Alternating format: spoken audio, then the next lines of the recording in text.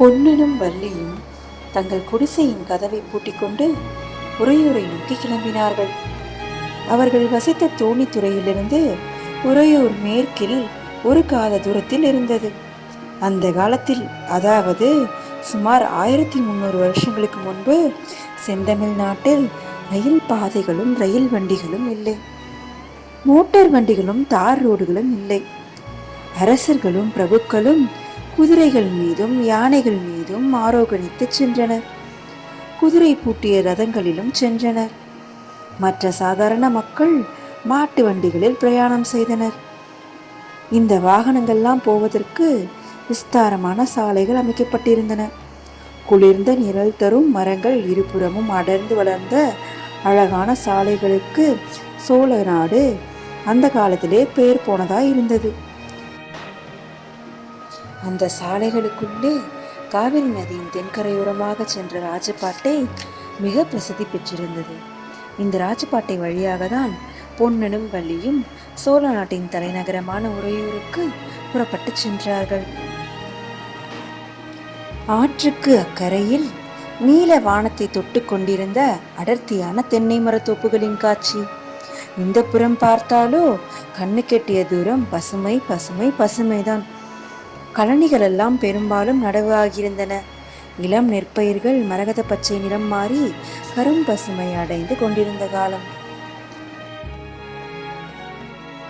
குழுகுழு சத்தத்துடன் ஜலம் பாய்ந்து கொண்டிருந்த மடைகளில் ஒற்றை காலால் தவம் செய்து கொண்டிருந்த வெள்ளை நாரைகள் இளம் பயிர்களின் பசுமை நிறத்தை இன்னும் நன்றாய் எடுத்து காட்டின. நெல் வயல்களுக்கு மத்தியில் ஆங்காங்கே சில வாழை தோட்டங்களும் தென்னந்தோப்புகளும் கரும்பு கொள்ளைகளும் காணப்பட்டன. இத்தகைய வளம் கொழிக்கும் அழகிய நாட்டின் அமைதியை குலைப்பதற்கு யுத்தம் நெருங்கி கொண்டிருந்தது.